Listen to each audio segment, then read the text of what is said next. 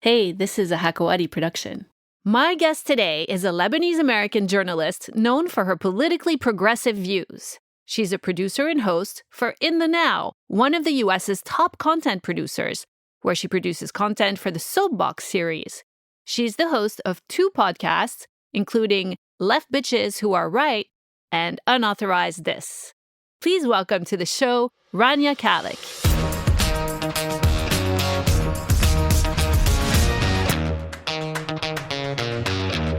Hi, Rania. Thanks for being on the show. Thanks for having me on. So you're Lebanese American, you live in Beirut, but your content is primarily focused on American news and policy. Why? Well, I was born and raised in the U.S. and I actually when I became a journalist, I was still living in the U.S. I've only been in Beirut for the last about 3 or 4 years, and I'm mostly back and forth because my immediate family is still in the U.S. But yeah, I mean, that's my home country. I'm like completely entrenched in U.S. politics and U.S. culture. That's what I grew up around. But since you're living here, how come you don't talk much about politics in Lebanon or in the Middle East? So you're living in Beirut. There's so much to talk about. Well, actually, I do. I talk quite a bit about it. A lot of the videos that I produce are based on, are about the Middle East. A lot of my journalism has been about the Middle East. And that's actually what brought me back here in the last few years, is actually traveling to, not just Lebanon, but also Syria and Iraq. To report on various conflicts there. So yeah, I do actually talk quite a bit about the Middle East, and it gets me in a lot of trouble because people don't always like what I have to say. But yeah, I mean, and it's obviously like living here, I have a lot of opinions about what's happening around me because I'm personally affected by it. I guess what I meant is that you're really entrenched in American politics in the way that you talk about it. And I know that you often relate it to the Middle East and how it affects the Middle East. But I think people first would want to know about the network you work for. You work for a network called In the Now, a millennial-focused news channel with millions of views. You produced content on current affairs, including videos on YouTube and podcasts for a series called Soapbox. And In the Now is owned by Mafic Media, a company registered in Germany with a head office in Hollywood, but majoritarily owned and operated by RT, the Russian television network funded by the Russian government. So all news organizations have some kind of agenda, even if they try to conceal it. CNN has an agenda, Fox News has an agenda. How would you describe the agenda or the political views of Mafic Media?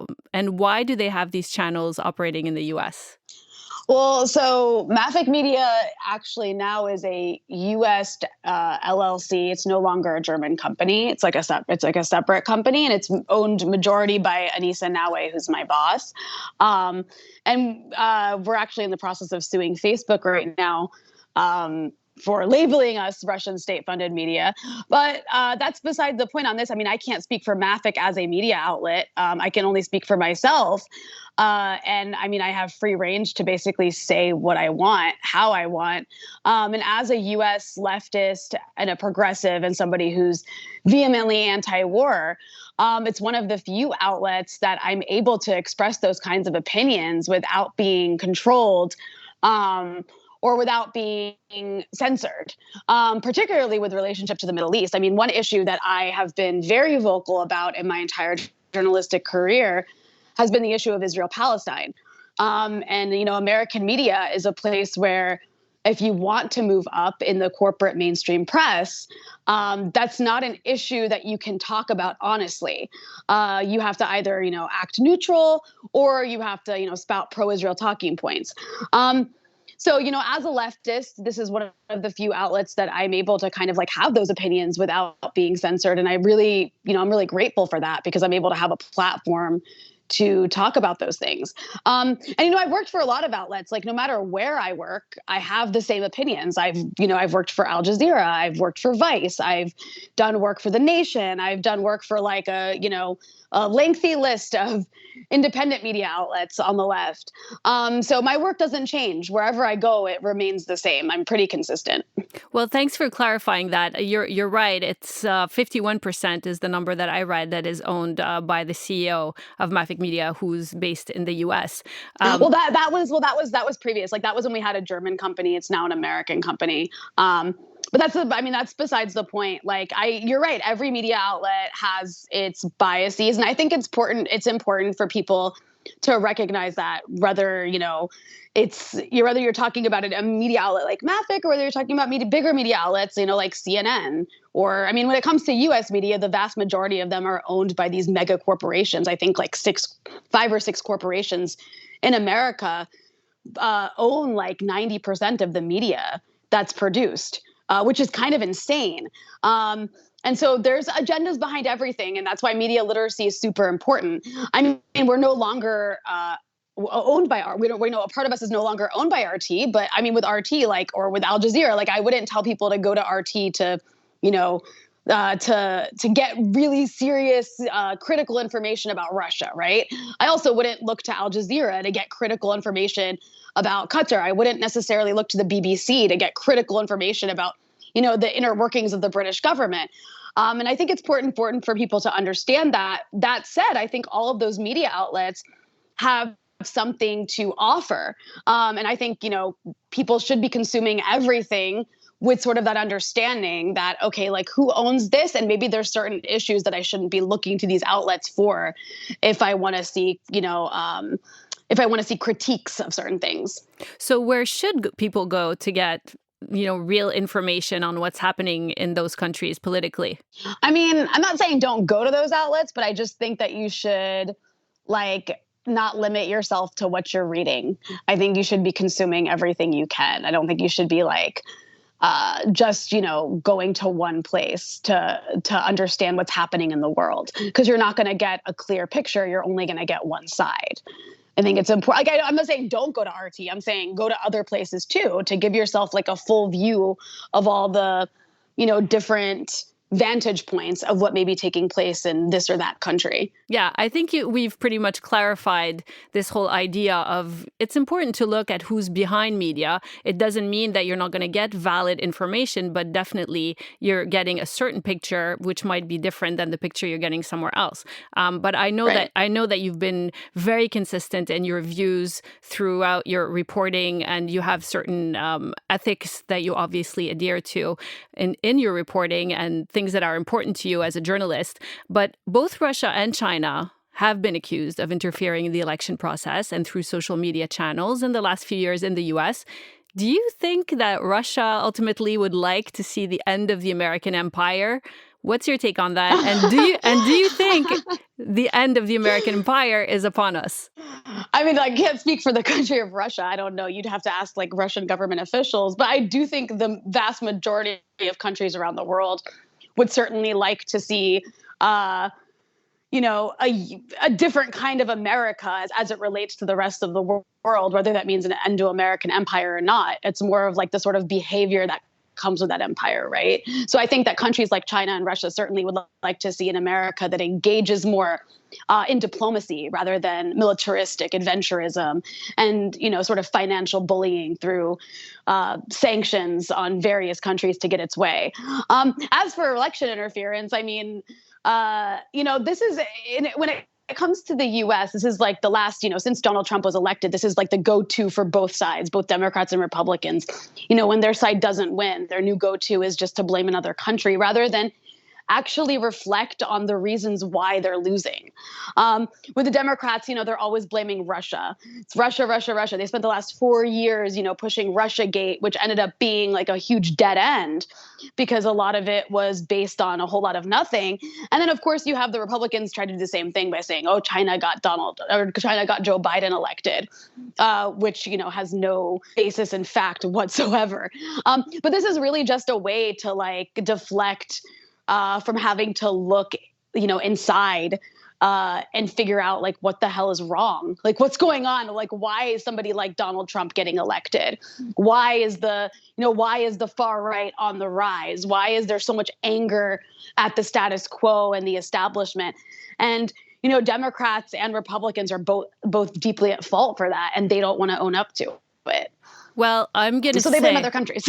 Yeah, I'm going to say I don't have all the facts and data on who interfered how. Obviously, it's a very complex situation. But obviously, social media has a huge role to play in who gets elected, how people are come together or are divided in any given country. And in the US, social media is especially powerful right now. I think more so almost than traditional media, which is why platforms like In the Now and Mafic Media are investing in these platforms. Especially, they're quite effective at communicating to millennials. So I think we can't deny the fact that that played a part. But whenever there's a change of political party in the U.S. administration, everyone starts talking about the policy changes that we can expect. And with the Biden administration, they've mostly been talking about environmental policies and rejoining the Paris Accord, for example.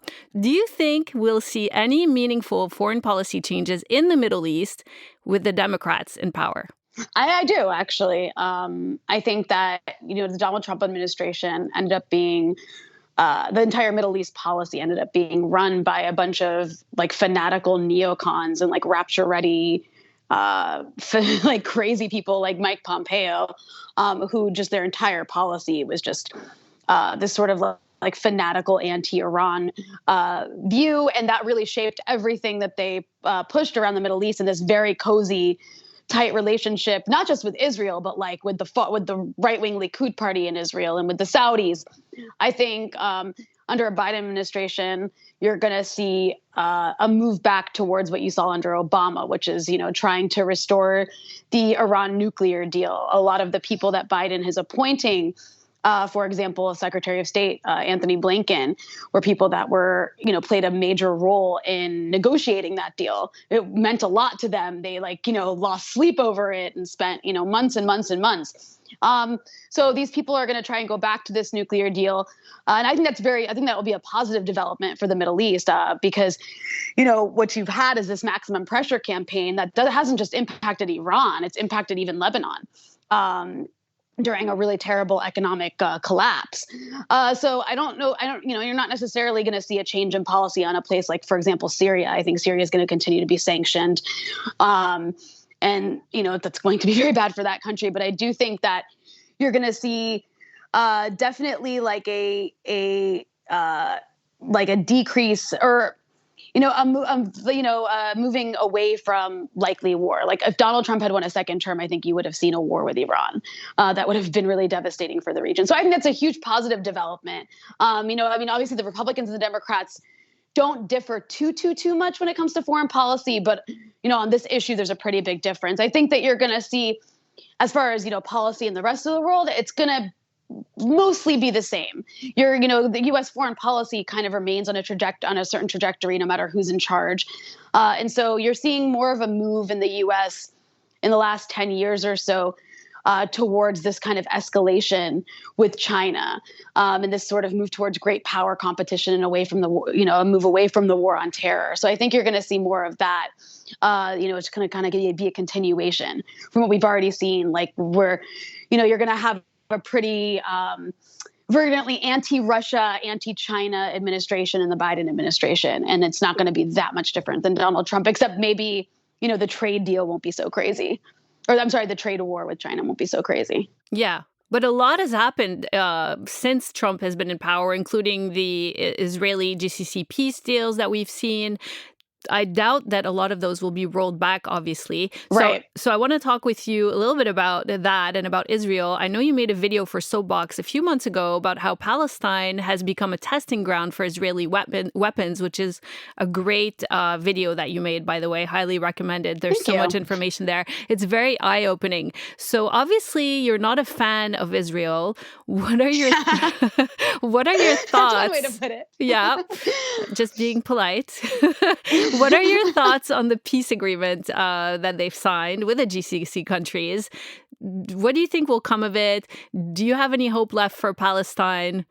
And let me just finish that question with, in an address at Berkeley in 2015, you said you compared Israel to ISIS, which is a pretty controversial thing to say, especially in the U.S., in a university, no less. First of all, I'm surprised you made it out alive, to be honest. But do you still think that? And what are your thoughts on the peace deals? Well, so I'll start with that last part since that was the most controversial. When I make that comparison, obviously they're not exactly the same, but my point is to say that you have these sort of two entities that are based around this like ethno-religious supremacist worldview that seeks to have a state that that purges like minorities, right, and that has this like religious sort of zealotry at the center of it. And that's what you saw with ISIS. And I think that's what you see with Israel as a state, especially as the far right in Israel becomes, more powerful. That's what you're seeing in that country is the far religious right is gaining power and having, larger and larger influence over society and actually gaining seats in government. I mean, the kinds of people I'm talking about, like people refer to them as like the Jewish Taliban. They actually seek to build a third temple over the Al-Aqsa Mosque and start like a sort of Armageddon style apocalyptic war. So these kinds of people are coming to power to Israel. That's like the future of Zionism, which is the ideology at the heart of the Israeli state that seeks to have this Jewish majority state in a part of the world that is not necessarily majority Jewish, that has all these Palestinians living in it. And these kinds of people actually like want to purge them completely. So these are the people I'm talking about when I'm saying, there's this when I'm making this comparison to ISIS. And it really is alarming, the sort of like politics that are gaining traction in Israel, a country that the U.S. spends over $3 billion a year arming.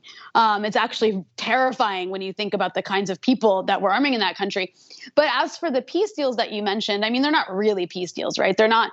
It's not like Israel was at war with the UAE, and Bahrain and like Morocco. If anything, it was only ever just a war of rhetoric. So, I mean, as far as peace deals go, I don't really know how you can make peace with a country you were never at war with.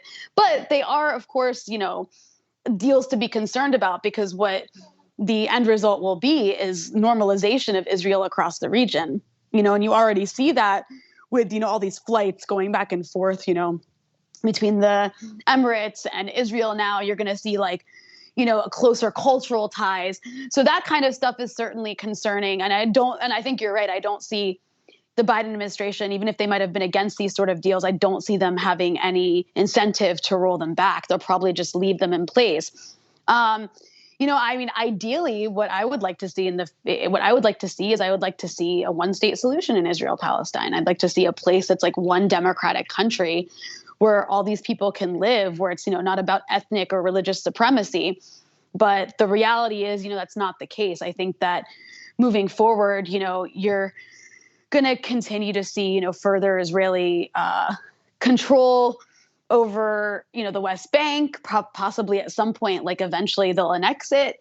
And I think you're going to continue to see this sort of strangling siege over Gaza that no one seems to really care about anymore. I mean, a few years ago, we kept hearing from the UN that by the year 2020, Gaza would have no drinking, like wouldn't have drinking water. The water in Gaza wouldn't be drinkable. And now it's the year 2021 and nothing's changed. And, when I talk the video that you're talking about, it is true. Like Israel's entire economy is based around its military industry. And one of the reasons it has such a successful like military industrial complex is because it has this captive population of millions of people who have no rights, who it controls completely. And it has to use all these methods of domination and control in order to exert that sort of control over these people. And that leads to all kinds of technological advancements, whether it's, building border walls and these like sort of surveillance apparatus and then selling it to the rest of the world as, being combat tested, or whether it's, building, new drones and new bombs that it can then sell to the rest of the world as being battle proven. These are sort of like these are sort of like the stamps of approval when you're selling weaponry. And that does put Israel ahead in this sort of like military technology. And so, yeah, you do have this population. Palestinians are like this population of guinea pigs where weapons are literally tested on them. And then Israel makes all this money selling them as being, battle proven around the world. And it works. The world buys Israel's weapons based on that. Yeah, and you made a great point. The so-called peace agreements or peace deals are really more like economic deals, and a lot of people stand to benefit from those, including these American firms who are buying equipment from Israel and having, presumably business deals also in the UAE. It makes things a lot easier for everyone, but at the same time, by the same token, it leaves Palestinians in a much worse position, and also Lebanon, where you live. Hmm. It's hard to see how the any kind of weight or pull that this country might have had before can be maintained now that the channels have been opened for the rest of the region. Lebanon kind of becomes irrelevant in some way. Right. And it also there's this, also, I mean, I'm sure you've noticed here, there's this kind of like new trend where people are now more openly saying like, well, Lebanon should make peace with Israel, which is not something you really heard people saying publicly before this, but this has sort of like opened the floodgates to that as well. And obviously, Lebanon's very fractured on how it views what should happen in the future with Israel. I mean, there's of course people in this country who would be happy to go the route of like the UAE and other countries and think that the conflict that with Israel and like Hezbollah are the main problem in this country. And then of course there's like the other half of this country that's very supportive of Hezbollah and like would never will die before they'll make peace with Israel. So it does also puts Lebanon in a sort of new, maybe even a little bit more dangerous situation. What do you think, Rania? Do you think that Lebanon should make peace with Israel?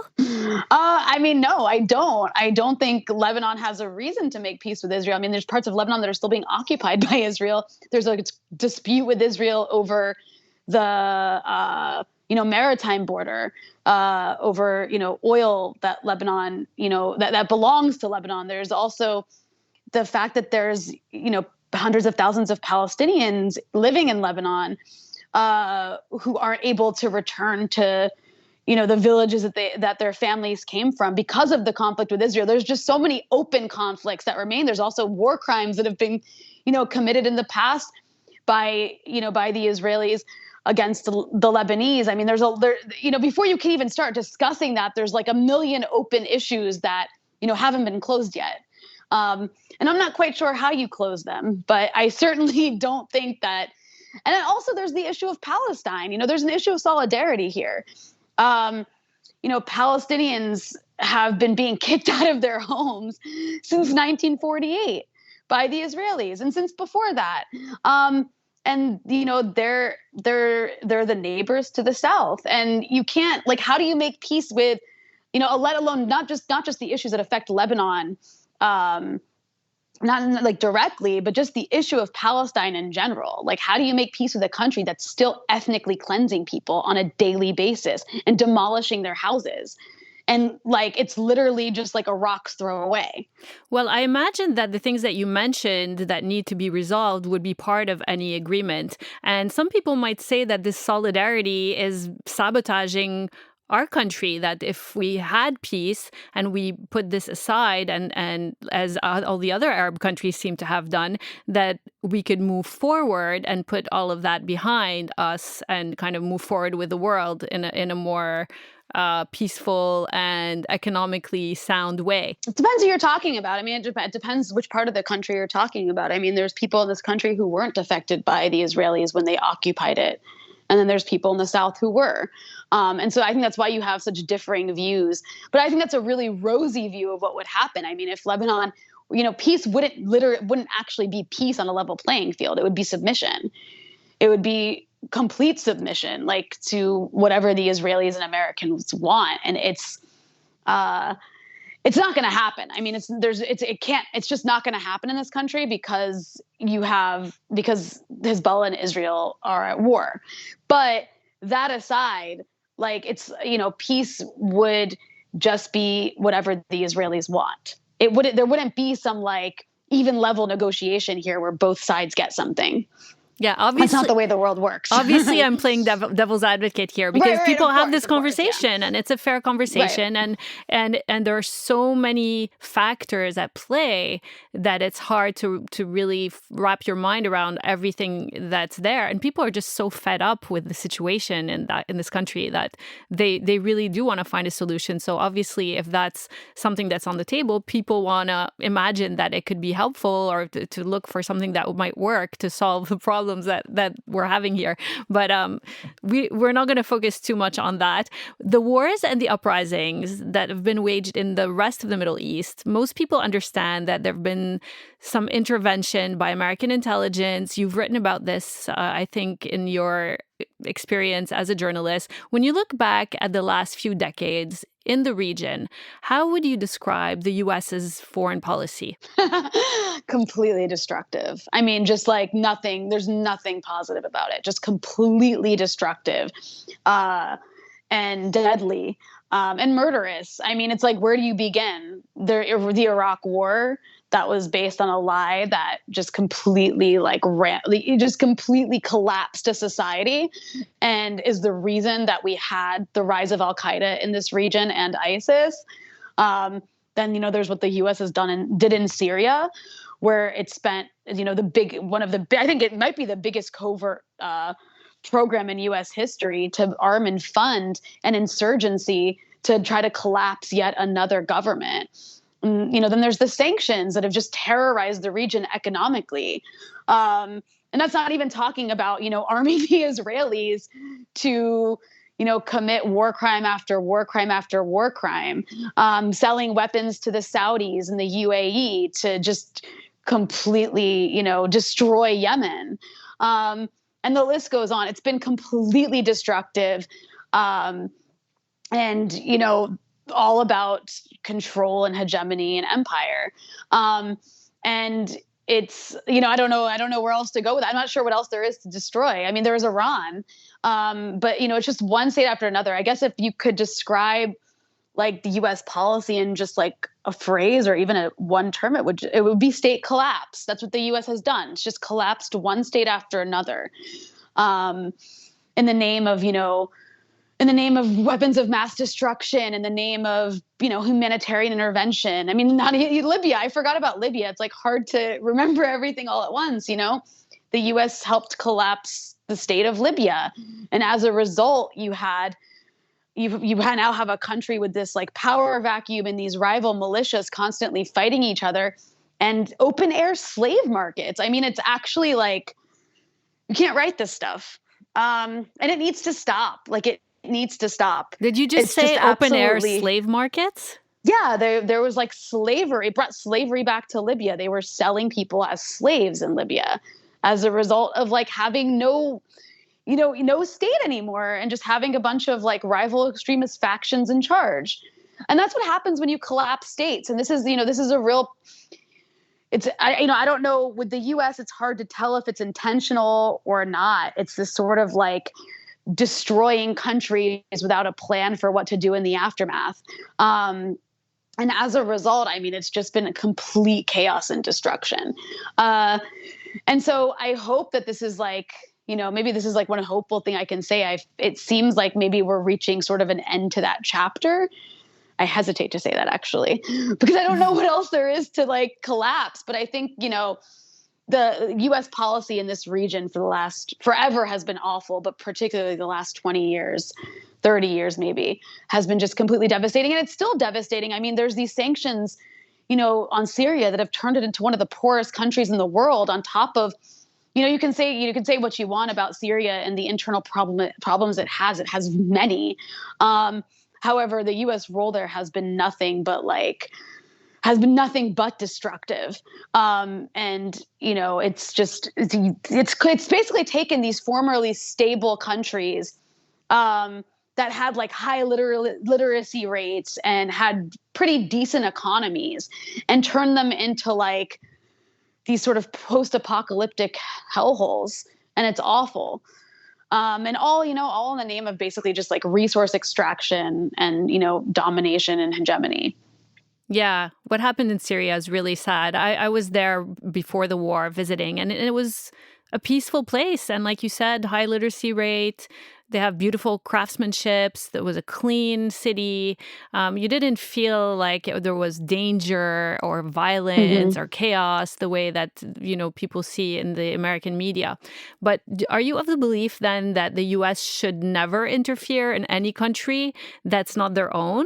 I mean, it depends. Yeah, I guess so. Like in the case of the US, yes, because interference is always, to benefit American elites and American businesses. It's not to help people. I mean, if the US was some like utopian, lovely country that was like, in the business of actually helping, it'd be one thing. But it's like one of them, it's this global empire that has, this massive military apparatus that seeks to, extract resources and just control everything in the name of, profit. Um, and so, yes, when the US interferes, and its track record sucks. Like everything I just described, is so terrible that yes, I don't think the U.S. should be interfering. I mean, I can't think of a country where the U.S. has interfered where things have gotten better. It's always like to either collapse it or to install like some right wing dictator or to like overthrow a socialist or, to like destroy a country, to destroy a country's economy until it submits. I mean, that's what it does. Whether it's Latin America or Africa or the Middle East or Asia, like the last 100 years of U.S. history have proven that U.S. interference like pretty much only leads to destruction. I mean, if you can think of anything that I'm missing where it's benefited people, um, I mean, I yeah, can't. definitely. But I mean, the US is still in the world kind of a symbol of democracy. They're champions for human rights. Not to say that they're perfect and they haven't done everything that you've done. But when a country, let's say, when there's a massacre, for example, in Rwanda in 1994, when over 800,000 people were killed, that was an instance where the US had kind of a leg to stand on to say, you know what, we're going to go interfere because this cannot go on. So in a case like that, for example, should they just stand aside because it's none of their business? Because I mean, is that what you think? And Well, and I mean, and I and here's think my I second. think that. Yeah, let Go me ahead. Go say ahead. this second thing that I was thinking about is that if the US wasn't interfering in all these countries, another country probably would. For instance, Russia, for instance, in Syria. If it's basically a battle between Russia and US interference, right? And this happens in many countries and it's always going to happen. That's part of the way the world works, unfortunately. So to say, let's say that the US is not involved in a country, would it be better if China, for example, filled that vacuum? Do you know what I mean? It's a touchy like question. It's hard to answer. I mean, I don't think so because it's assuming that China and Russia have an imperialist system that is the equivalent of the U.S. I mean, the U.S. is the global superpower. Um, there's maybe a little bit of competition economically from China, but certainly Russia is nowhere near on the same like playing field as the US. It's not a very rich country. It doesn't have, I mean, Russia and China don't have military bases all over the world. They don't even come close. So I don't think it's like an issue of if the US doesn't interfere, China or Russia will. These countries all have different interests. And I think that, this argument over like if there's like a massacre, should the US stand aside? I mean, this is an argument that's been used for the past like 2 decades to justify the destruction of one country after another. Well, they just like, they just throw in Rwanda. And nobody throws that in actually meaning it. They throw it in as like a justification for intervening militarily in other countries. And like I just, laid out, like none of those have worked out so well.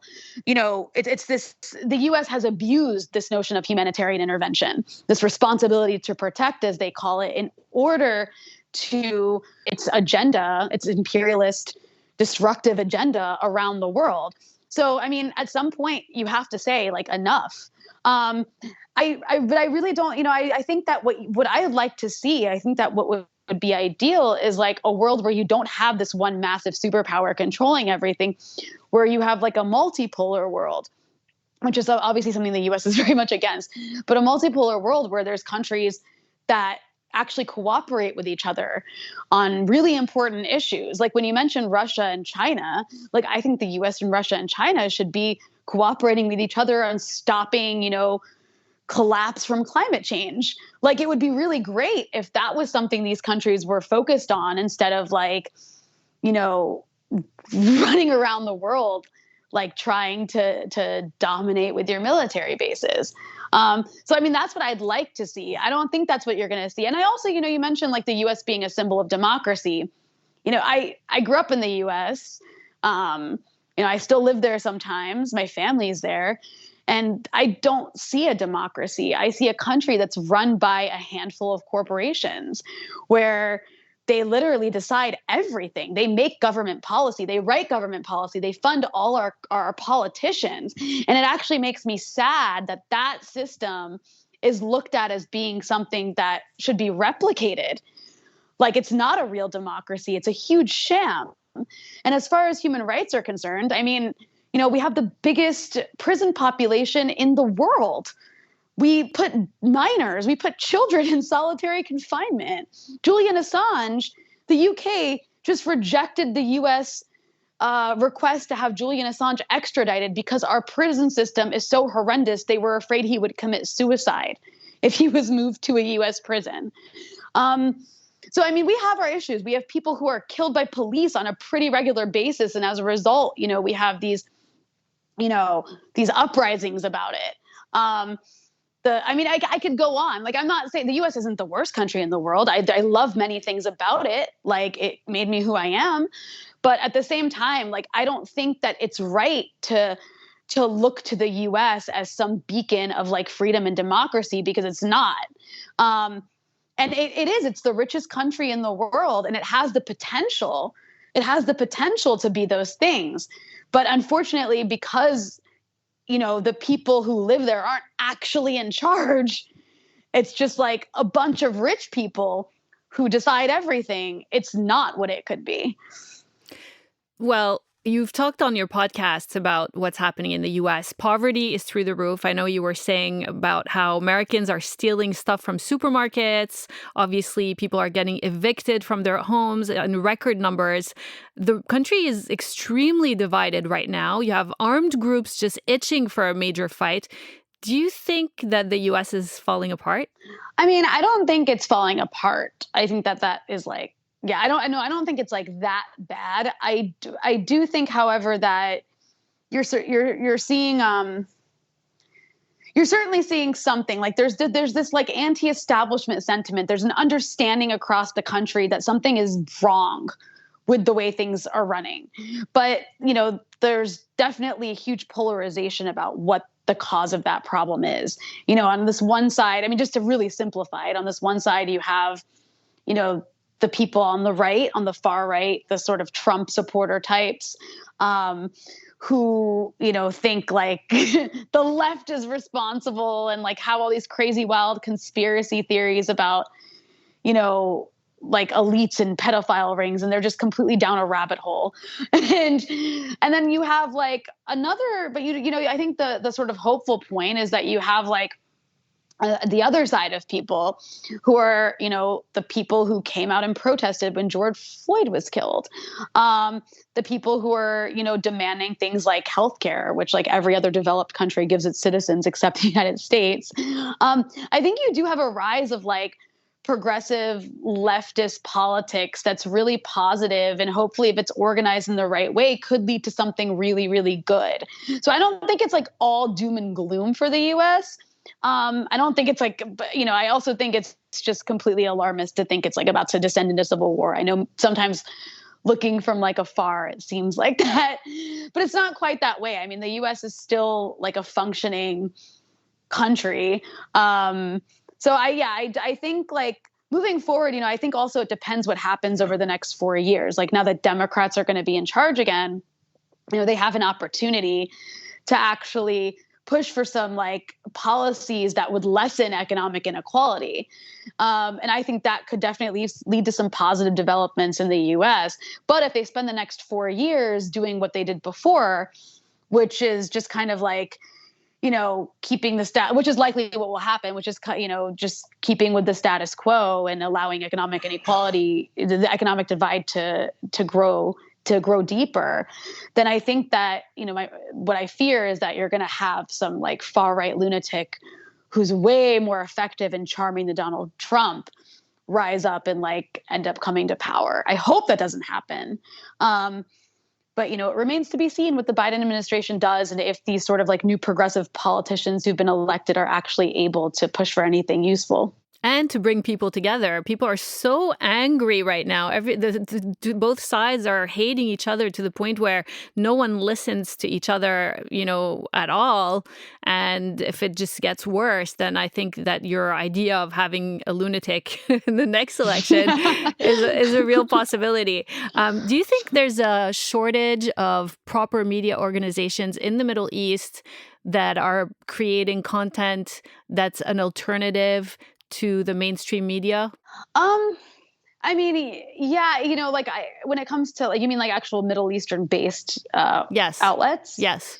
I mean, yeah, I think one of the problems in the Middle East is like, it's actually the same problem you see in the States. It's like media is all owned by like either rich people or countries.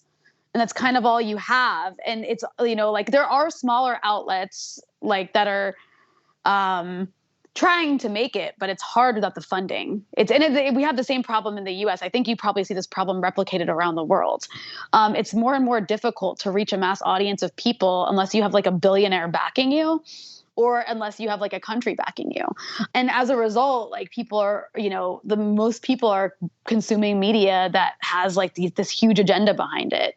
And they don't always quite know what. And when you're doing that, it's kind of like the same problem you have online where you end up like in this echo chamber of just like hearing what you already believe. Yeah. And so, yeah, I don't think that's just like a Middle East problem. I think it's a problem like everywhere. And I'm not really sure what the answer to that is. I mean, at one point people thought, oh, maybe social media is the answer to this, but now social media has the same problem. And social media companies are kind of the same too. They're all owned by like, these Silicon Valley tech giants. And it just ends up like siloing people more and more. And so I think at the end of the day, like, I think it comes down to like returning to on the ground organizing. I'm not an organizer, so I can't really speak to that. I'm not an activist, but like, I think that would kind of be the antidote to it is like actual, like in-person meeting and talking and organizing. But I guess under COVID, you can't really do that. Yeah. But I feel like, I mean, I know you've written for The Gray Zone, a website that I was checking out today. And it's a really great website. I mean, it looks good. There's some great content on there. There's a lot of independent media in the US that is being funded by the audience. And I imagine that there are a few billionaires and millionaires who are funding, media that suits their purposes. Is that a thing in the Middle East? I feel like there's not so many outlets and they seem pretty fringe and they don't look as sleek as the ones in the US. Do you agree? I mean, I guess like I don't really know of like the independent media like atmosphere in the Middle East very well. Like I'm not that familiar with it. I don't really consume like online media in the Middle East like I would in America. But yeah, I mean, it would make sense though for the US to have more of that. I mean, the US has a way bigger population. And it is like easier. That's kind of the new thing, this sort of like crowdfunding, I guess you could call it, crowdfunded media. We have it like with podcasts, we have it with websites, we have, people have their own Patreons. And I guess that hasn't really reached the Middle East yet, has it? Like that's a good point. Like I don't really see people utilizing those tools here yet. I imagine at some point they might, though it might also be because like, it depends what country you're in. You probably can't have a Patreon in Syria because of sanctions. First of all, the whole online payment thing is a challenge in some of these countries. Well, for Lebanon. And for some other countries too. And also even the social media access. But I think that people are using those tools that you're talking about, but more for fundraising for humanitarian causes but not so much for media. So maybe it's just lagging behind. I'm not sure. But I think it's an interesting... It's like music. Yeah, exactly. It's like when I would come here as a kid and like songs from 10 years ago were just like making it into Lebanon. Yes. Maybe that's the case with the crowdfunding media. Exactly. It'll eventually find its way. Exactly. So before I let you go, I want to talk to you a little bit about money because I heard you talking about that on one of your recent podcasts. You live in Lebanon, so you know how money can lose almost all of its value basically overnight, which is what happened here. And the Yeah. banks took people's money. People don't have access to their money. I know you're not an economist, but do you think this could happen in the US? So I don't think it could happen overnight in the US. And that's because, the US can print like trillions of dollars as it has since 2008. And it doesn't make that much of a dent. Because the dollar's backed by the military. Like the US has these almost 1,000 military bases around the world. It's this very powerful country. And also oil is traded in US dollars, which is what gives it value. But, my opinion is what happened in Lebanon was this big Ponzi scheme. Right. It was the whole economy was based on this Ponzi scheme, and it all came crashing down. And that's why everybody, lost money, is because it didn't actually exist. It was all fake. And that's kind of how most economic systems around the world run, although Lebanon's was a bit extreme in its Ponzi scheme. But at the end of the day, that money doesn't actually exist. It's all kind of digital. If everybody in the US went to the bank to try to take out their money, they wouldn't be able to because it's not actually there. But I don't think you're going to have that problem necessarily. It's more in countries the reason in Lebanon, you can't Lebanon's been printing so much of its local currency, but it's just been exacerbating the inflation problem because Lebanon doesn't have, it's not the US. It doesn't have the kind of value for its currency that the US dollar has. The US dollar has oil and military. Yeah. Lebanon doesn't have that. So it's definitely in a different position than America. But of course, you could, the US at the same time, it can't just print money indefinitely. Eventually that's going to give. I don't know when or how, but eventually that's going to give. And so, I don't think it's right to just assume that because you're an American and you have your money in an American bank, your money is always going to exist and be safe. But it's definitely better than having your money in a Lebanese bank. That much I do know. I'm not an economist, but that much I do know. Yeah, that's good. You're sticking to facts like a proper journalist. But some people are predicting a massive inflation in the US, people who are deeply involved with the business community and with trading and that stuff. Yeah, I've been hearing this, and I wouldn't be surprised. I mean, it makes sense. You can't just print money. I don't know how many trillions. It's a crazy amount of money the US has printed since the recession in 2008. And it's logical that you can't do that without inflation happening. Inflation has happened to some degree, but it's been kind of controlled by the government. But yeah, at some point, that's going to give it. I've heard that too. I'm not great when it comes to understanding economics. So I don't really understand the mechanics of it, but I have seen economists warning about that as well. So maybe it's in time to, I don't know, invest in Bitcoin. Yeah, I've been thinking a lot about cryptocurrency. Actually, I spoke to a guy about it who kind of educated me on it. And it's really interesting. The way it works is supposed to protect you against overprinting of money because it's digital and mathematical in a way where you can't have these Ponzi schemes. But then again, you hear about scams, you hear about Bitcoins disappearing. So I'm not sure. For me, it's just so complicated. I need me too. I need a butler and I need a financial advisor to tell me what to do. Right? There's the other thing too is there's people, there's also with Bitcoin, it's if you invested, I think if you bought one a year ago or something, you would have made $20,000 or it was $10,000 or something. And now it's one Bitcoin's worth 20. I don't even understand how it works, but if people invest in the right things, they can just sit on their investment and make money off of it. Yes. So it's also just about luck. Yeah.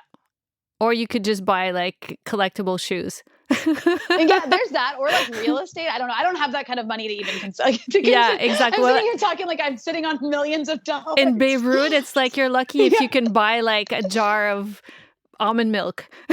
Oh my God. It's unbelievable. Yeah. I was the other day, there was cheese. There was I was trying to buy cheese, and even the cost at the black market dollar rate was outrageous.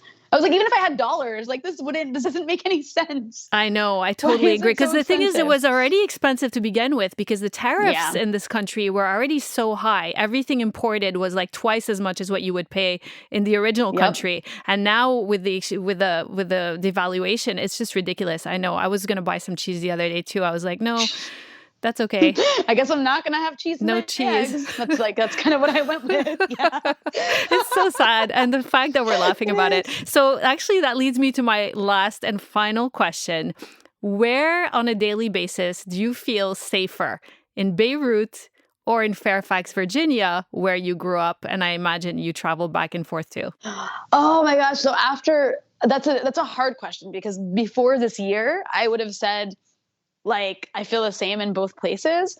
But this has been a really tough year for Lebanon. After the explosion, especially, like I felt I still kind of feel a little jittery being here sometimes because it just kind of takes away your level of like it's like something you can't control and it makes you feel like this country is like how it's like held together by glue or something and it's like always ready to fall apart. I don't know if you had the same feeling after the explosion, but definitely now I would say Fairfax, Virginia, because of the current situation around the world, especially with the explosion, but after the explosion and with COVID.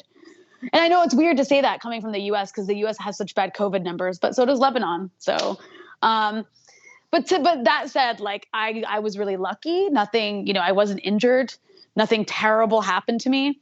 So I feel like I'm very safe here now. But there is something to be said about having a functioning state, and the fact that Lebanon doesn't have one definitely makes me feel a bit insecure being here in a way that I don't necessarily feel when I'm in Virginia. Yeah. Are you planning on leaving? Not right now. Right. I mean, as well, like not now. Like I want to be here. I really like being here. But I mean, it's there are some things that are very difficult about being here that I'm sure you're well aware of. Like the money situation is weird. It's difficult to deal with. It's strange being in a country that lacks so many services where everything is just so overpriced, like for not so great services. You know what I mean? Like, but for now I'm here. We'll see, in the future, I'm not sure if I'll remain here mostly like for work and stuff, but, we'll see. I don't know. What do you like? Do you plan on staying here indefinitely? Is this like home for you for the time being or for the long run? Yeah, for the time being. Only time will tell. Yeah. Yeah, we'll see. So are you working on anything that you want to share with us? I mean, right now I have this podcast I just started with the outlet I work for. I don't know. Am I allowed to like curse on your show? Because there's a curse word in the name of the podcast. Yeah. Well, please go ahead. Of course you are. Okay. It's a podcast. It's called Left Bitches. You can listen to it pretty much anywhere you listen to podcasts, Spotify, Apple Podcasts. We're on Patreon as well. And then you can follow my work. I post most of my stuff at my own website, raniakhalek.com, but you can also follow us at Soapbox on Instagram, and on In the Now on Twitter. Yeah, I don't think bitches is a curse word. It's a dog. It's I a don't think female so dog. either. But yeah, exactly. The good point. Yeah. I don't think so either. But some people get really touchy. So like, I don't. But isn't it called Left Bitches Who Are Right? Like Who that's Are the rest of Right. it. Yeah, I love the title. Yeah, It's yeah. really awesome. Thank you. It's really Thank cool. you. So are your co-hosts Appreciate it. in the US? Yeah, I'm here, and then they're mostly in LA, and we have another one in Colorado. But yeah, the rest of them are in LA. That's where our office is.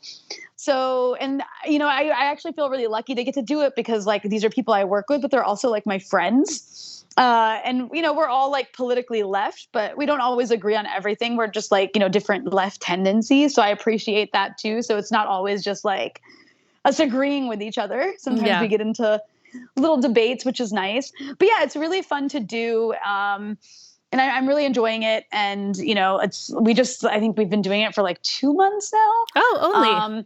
Yeah, it's very new. So yeah, it's just been like really fun because it's also like a therapy session, when you're on the left, it's like, especially in the US right now, the left is so weak. So it's like just nice to be able to like talk about what's happening happening with other people who are also like your friends, you know? I think the right would disagree with that statement. They would not say that the left is weak. They would Yeah, say they that think- the left they has think the left- hijacked the like academia in the country, in the US, and that they're dominating everything. I wish we were in charge. I wish we were in charge of America the way the right thinks we are. It'd be awesome. Like when they're like Joe Biden's a communist, I'm like, oh, that'd be so great. Yeah, well, Joe Biden's a socialist. Are you like full-fledged like pro-communism? Not necessarily, but it'd be so cool if Joe Biden was. Like, we don't have healthcare in the U.S. See, you're Canadian, so you don't know. I know. I lived in Texas for 10 years. I know. Oh, you did? Okay, yeah. So you do know. It's like, man, we don't have like it's crazy. Like the things that we just don't get that, you know, Europeans get without even thinking about. And if they didn't have, they'd like be rioting. But, you know, we're used to I don't think you need communism, though, to have a proper health care. I'm not sure. I think communism goes a bit you further. don't. That's what's funny about it is you absolutely don't. But if Joe Biden was a socialist or a communist or whatever the right thinks he was, we definitely have health care. So that'd be pretty awesome in my book. But instead, we've got somebody who like doesn't want to cancel student debt and wants to protect private health insurance companies. So here we are. Your voice just changed, like wah wah wah. Because it's weird in the U.S. right now because you really are happy that Donald Trump is not going to be president anymore. It's a very positive development, but then it's like, oh God, Joe Biden, like really, of all the people, Joe Biden. Yeah. Yeah. So your podcast is really great, by the way. I thought it's been going on longer than 2 months. I love the characters that you've basically given each one of you like a character, like what hippie bitch, and then what are the names of there's your bro bitch? Yeah, there's bro bitch. Bro bitch is the best. There's one man on our show. Yeah, that's hilarious. Like by the way, man. I love that. It's really funny. Yeah, I know, it's really fun. It was so great chatting with you, and we should meet up sometime. Absolutely. It'd be really great. I would love to do that. This was really like a pleasant conversation. We should go for cheese. We should have a cheese night. I would love to. A cheese night. We'll spend all our money on cheese. Why not? Let's live a little. So best of luck with everything. Thank you so much. I really appreciate you having me on. It was a pleasure having you. Take care. You too. Bye. Bye. That's it. Thanks for listening. Don't forget to like and subscribe to the podcast. See you soon, my friends.